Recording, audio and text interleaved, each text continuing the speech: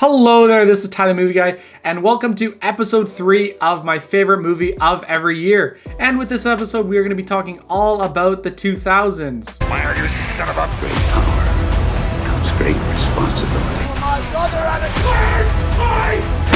You do this all day. I am Iron Man. Why so serious? I am the comeback, the destroyer of worlds. And since we're talking about the 2000s, this is the decade I was born, and because of that, I have seen a lot of movies in this decade. And so I have a lot of nostalgia with tons of these movies. So for this episode, I'm going to allow myself to do a bit of a cheat, and for one of these years, I am going to do a tie. And when we get to the 2010s, I'm gonna have to do a lot more ties because as the years go on, I see more and more movies. So once we get to 2010s, there's gonna be a lot of ties for that decade, but for this decade we just have one tie that I couldn't make up a decision, so be warned for that. And let's get talking about 2000. Starting off the list with the year 2000, we have the film Memento, and this of course is the early works of my favorite director, Christopher Nolan. And if you haven't seen this movie, it is just a real trip. It is probably one of the most confusing Christopher Nolan movies, but that is no knock against him. If you are a Christopher Nolan fan, you embrace the confusingness and don't try to fight it or just feel it, or I don't know, he said something like that one time. I'd say don't try to understand it, just feel it. But yeah, it's very confusing, but you kind of figure it out. Basically, the premise is this guy has a memory loss, and because of that, every time the movie starts backwards, basically, where we're at the end of the film, and there's these little scenes, and then it slowly moves backwards more and more and more until we get to the start/end of the film, where we discover who killed this guy's wife, because that's the whole point of the film. He's trying to find who killed his wife, but he doesn't know because he has memory loss. And it's just such a unique way to do a movie like this that no one has ever tried before, and for good reason, honestly. It's really hard to pull off, but my boy Christopher Nolan, of course he pulled it off. He is the GOAT, so of course he did. I really need to rewatch this movie because seeing it once just isn't enough to process everything and just appreciate everything. And Guy Pearce, he's a great leading man in this movie, and just seeing him throughout these scenes trying to find out who killed his wife, but going from the end of the film to the start of the film, and just each with these little scenes in between with him on the phone, and put that all together, it is just a great confusing mystery about a guy trying to find his wife. So that's why it is the best film of 2000. But also, I want to give a little bit of credit to Gladiator. That is also a great movie, and I'm so excited for the sequel coming out in a month, and the reviews on that are actually pretty good, so I might be right. But yeah, that's beside the fact. Memento is my favorite film of 2000. For the year 2001, I'm gonna give it to the original Shrek. This is just a phenomenal animated film and one of my favorite animated films of all time. And what makes this movie so great is the fact that kids and adults alike can both just love this movie, but kind of for completely different ways. Because as a kid, you watch it and it's kind of like a simple fairy tale about this ogre who wants to save a princess to get his swamp back, but in doing so he falls in love with the princess, and they're that lovey-dovey stuff. But then you rewatch it as an adult and there's a whole new layer on it, like an onion. Onions have layers Of all these adult jokes that just make the film so much better, and no other kids movie has ever been able to accomplish it as well as Shrek has, where you just watch the whole film in a new light and appreciate it even more as an adult. And on top of that, you just have tons of great iconic characters. Your lead character Shrek, his funny sidekick, comedic relief Donkey, the love interest Fiona, and then you have a great villain in Lord Farquaad. So put that all together and it is just a great animated film. And fun fact, it's also my grandpa's favorite film. I asked him a couple years ago what his favorite movie was, and he told me Shrek, and I was not expecting that at all, but good on him. He's got good taste. So all in all, this is the best movie, or at least my favorite movie of 2001. And for the year 2002, I'm gonna give it to the original Spider-Man with Tobey Maguire, directed by Sam Raimi. And if you know me, you know Tobey Maguire is my favorite Spider-Man, so of course I am going to love his origin story, and this is just one of the best superhero origin stories there is. Just with all the iconic scenes, of course, with, you know, of course he gets bit, and then he like learns about his powers and he's training and everything, and he's like discovering everything he can do. And then you get like romance with him and MJ, and you get the iconic upside down kiss scene. And then, oh, I missed a scene, but before that, you know, you get the wrestling scene, you get with great power comes great responsibility. And then of course you get all the fight scenes with Green Goblin, played by Willem Dafoe. He's easily one of the stars of the show. He's just such a great villain who's just able to like crack jokes, but also just be a total scary psychopath at the same time, and just put that all together and you just get a phenomenal origin story for my favorite Spider-Man. That's why it's easily one of my favorite Spider-Man films of all time as well. So of course it is my favorite film of 2002. For the year 2003, I'm gonna give it to the film Oldboy, and this is a great South Korean revenge story about a guy who was locked in a hotel room for 15 years, but he doesn't know who trapped him in this hotel, and he's just been training this whole time to prepare himself to take on whoever locked him in this hotel room. And then so as he like discovers like who trapped him in this hotel room, we get like backstory on like the relation to him and whoever like locked him in this hotel room, and we like figure out like what he did wrong to the one guy, and then how the bad guy is gonna like get back at him. And like I said in my last video talking about Train to Busan and South Korean films and the way they take risks that American films are too scared to take, this is a perfect example of that, where if you've seen the movie, you know what I'm talking about in the way the bad guy gets back at our lead character is just mind-boggling, and it's like nuts, and it's nasty and disgusting, and like I don't think American movies just would try that. There is an American version of this movie that I haven't seen yet, so I wonder if they did do it the same way as the original. But you know, the original's the one that obviously came up with the idea and everything, so just big props to them for thinking of this nasty, gross way to get back at our lead character that just it makes you so disgusted by the end of the film. And also I want to give big props to a scene in the middle of the film. The hallway fight in this movie is so simple compared to like, you know, the more recent action we get in like superhero movies, but it's just one of the best fight scenes I've ever seen, where it's just all one shot along this hallway, but it's just our lead character taking on all these goons, and it is just so fun to see. So all in all, it is just a great revenge story with just a bizarre plot twist, disgusting reveal with great action leading up to it. So highly recommend it, and it is my favorite movie of 2003. For the year 2004, we have encountered our first tie. And coincidentally, this is also my birth year, so that's a little fun fact. But with our tie, we have Shrek 2 and Spider-Man 2. And with Shrek 2, it is just everything great about the first movie. You know, great plot, great characters, great story. But they just add even more great characters like Puss in Boots, the King and the Queen, and great villains like the evil fairy godmother and Prince Charming. And then of course, like I said with the first film, it's just got tons of adult jokes that you watch as an adult, and it just like makes it even better as an adult. So me personally, I think Shrek 2 is even better than Shrek 1, just with all the new characters and all the world building with Far Far Away and all that. So it is just a phenomenal animated movie.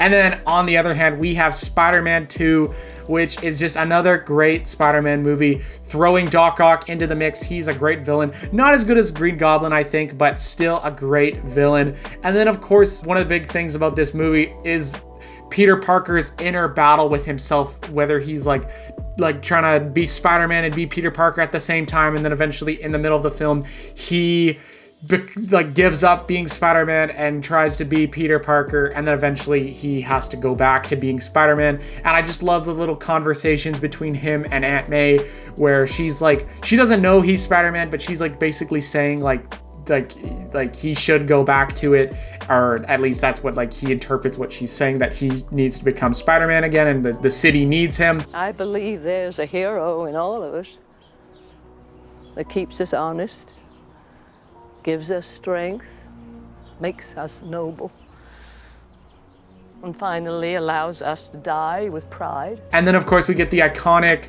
train scene, and what's like, I know the scene of him like pulling the train and like stopping it is amazing, but what's even better honestly is the scene afterwards where the people on the train, they have Spider-Man's back and they try to protect him from Doc Ock. They're unsuccessful of course, but you know, they try to protect him from Doc Ock, and they won't give away his identity. The people are on his side, and it just thinking about it gives me chills. Like, I love it, just where they're like, we'll keep your secret, and then they're like, if you want to get to him, you got to go through us, and just all of that is just super iconic, and I love it. And so I think I like Spider-Man 1 a little bit more than this, because I like Green Goblin more than Doc Ock, and I know lots of people love Peter Parker's inner battle with himself, like debating to drop Spider-Man or not. I know lots of people love that. Me personally, I like it, but also at the same time, it's a superhero movie, so I feel like I don't know, it's got a good message to it, but also there's just a really like dry part in the middle without any action or whatever, because you know, that's when he's just being Peter Parker. So I don't like it as much as the first Spider-Man, but it is still a phenomenal Spider-Man movie. So both of these movies are my favorite movies of 2004. And for the year 2005, I have to give it to the film Revenge of the Sith. This is my favorite Star Wars movie of all time, just for all the iconic scenes it has.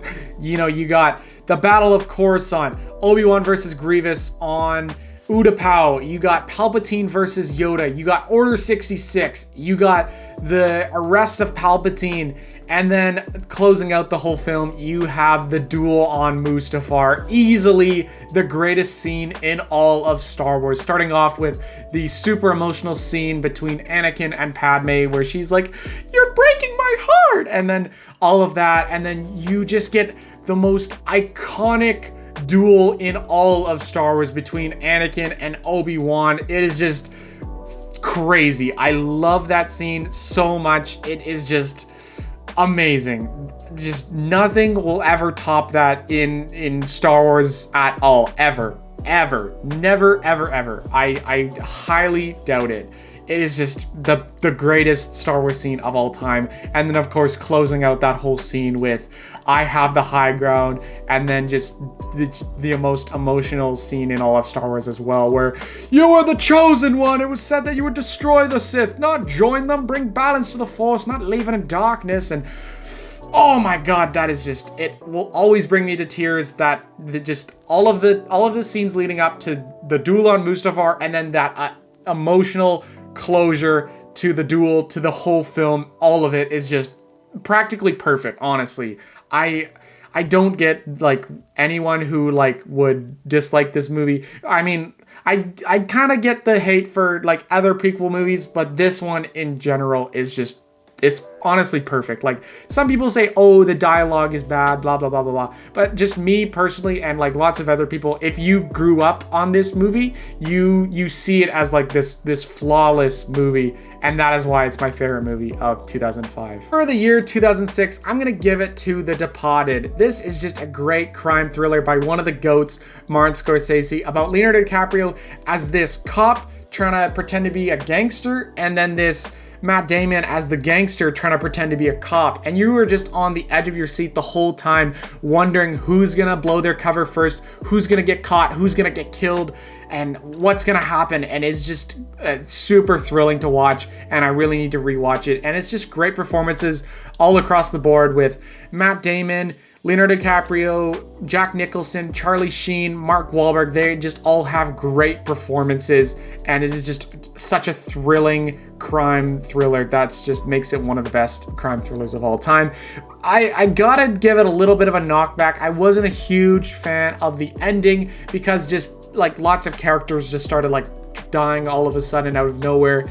And, you know, I don't really like it when, I don't want to spoil it, but, you know, I don't really like it when like the good guys die. Usually I like, you know, I like the bad guys to die and good guys to win, usually with stuff like that. So you get a bit of both. It's like a win-lose kind of ending, but so it kind of knocked it back a bit for me. But all in all, it is just a great crime thriller and one of my favorites and my favorite movie of 2006. And for the year 2007, I'm going to give it to the Pixar film Ratatouille.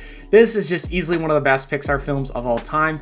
And it's just such an original concept that just kind of Pixar's like known for. And this is just a prime Pixar example of how creative they can be. Like, who would have thought of a rat pulling a guy's hair to cook food? Like, that is just the most bizarre plot ever, but they pulled it off and it just makes for such a fun, great movie. Also with like a little, like a deeper message to it about like, you know, like if you put your mind to it, you can do anything and just like accomplish your dreams and all of that. And Remy the Rat, he really did accomplish his dreams. And yeah, it is just a great, fun movie about this rat and this chef working together to make good food and everything. And also, I don't know about you, but me as a kid, I just thought like shrinking down as like being like really tiny like a rat and like running around different places and like, you know, parkouring off of different stuff, exploring like vents and pipes and stuff, and just doing the things the rats do in this movie. I just thought that stuff would be fun. So I don't know if that's just that's lots of kids or just me being weird, but being small and like running around doing little stuff like I'd be like the size of a rat, I just always thought that would be fun. So like seeing the perspective of Remy the Rat just kind of like I have a personal connection to, like I want to be that small and do stuff like that. So that's just a little bit of extra love for this movie that I have. But all in all, it is just prime Pixar, prime creativity when they were at their best, and that is why this is the best movie of 2007. And for the year 2008, I just have to give it to The Dark Knight. This is easily the best Christopher Nolan movie and the best Batman movie.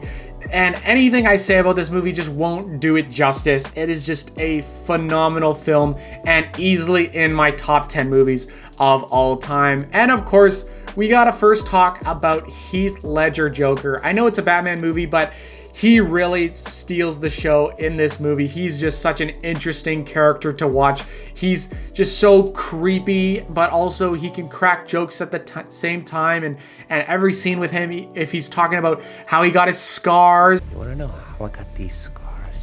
doing the magic trick or getting interrogated or torturing people, just every scene with him is just so intense and interesting, and just you just want, like, you can't blink during those scenes. They're just so mesmerizing to watch Heath Ledger become like a totally different person. Like, I don't know if it's just the makeup or what it is, but when I see the Joker and I see Heath Ledger, like sometimes I just can't put the two together. They're like totally different people, and it's so crazy. It's just so unfortunate that, you know, he passed away after this film. Like, I wish we could see him keep going and do like some more amazing roles. I also want to give great props to Two-Face. He's a great secondary villain, and of course seeing his rise and fall. Like, you know, he's like this highly respected lawyer who wants to stop crime and help Batman and Commissioner Gordon, and then he falls to the lowest level and becomes the very thing he swore to destroy.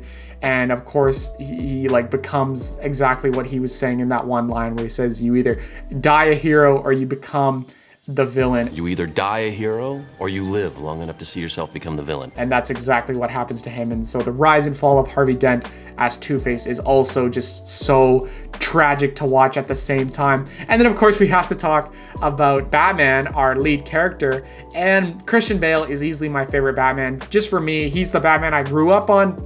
And he's just, I think he's like the perfect balance of like billionaire playboy Bruce Wayne, who's just super charming and everything, just with all the girls and everything. And then on the other hand, he's just a phenomenal Batman. I know people make fun of his voice, but me growing up with this Batman, I never really considered the voice as goofy. I grew up with it. I associate him with that voice. I love that voice. I love just him in general as Batman. That's just why I love Christian Bale.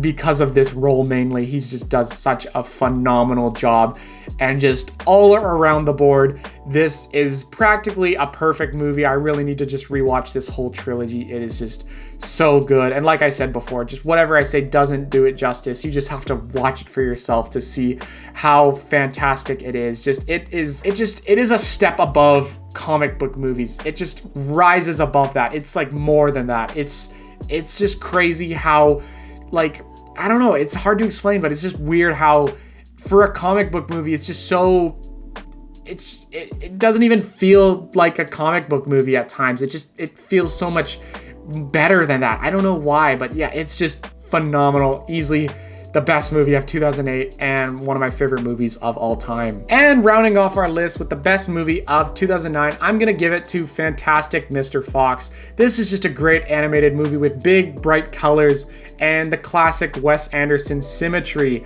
And this is the very first Wes Anderson movie I ever saw. And a couple years ago, once I realized the guy who made this movie also made a bunch of other movies with like that same vibe, I fell in love with Wes Anderson and just his like classic pastel colors and symmetry. And of course, I got to give props to the one that started off my love for him with Fantastic Mr. Fox. I love the colors. I love the symmetry. It's so pleasing to look at. I love the stop motion. Me, myself, doing a little bit of Lego stop motion in my past YouTube channel. I appreciate the work they went through to make a movie like this. And if you see behind the scenes stuff, it's also really cool that they actually they acted out the scenes and everything to go into this movie. So that's really cool too. But all in all, within like the plot of the film, it's actually like really deep. It's about like this father who's like, it's kind of like Spider-Man 2 if you think about it, where he's like has his own inner battle where he's like battling between like what he used to love to do of like stealing chickens and stuff like that, but he's also fighting over like being a father and a husband and he can't like balance his two lives together, and what happens, you know, he steals the chickens and then he like puts his whole family in danger and everything. And it's just a great movie to watch. And it's also like Shrek, it's also like really funny, and it's also got like a lot of adult jokes like that too. And George Clooney, this is probably his best performance, honestly, which is kind of funny to say that a cartoon Fox is his best performance, but it's a great animated movie, one of my favorite animated movies of all time, and that is why it's the best movie of 2009. And that is the end of this list. So I hope you enjoyed, and stay tuned for the 2010s whenever I get around to that, and farewell.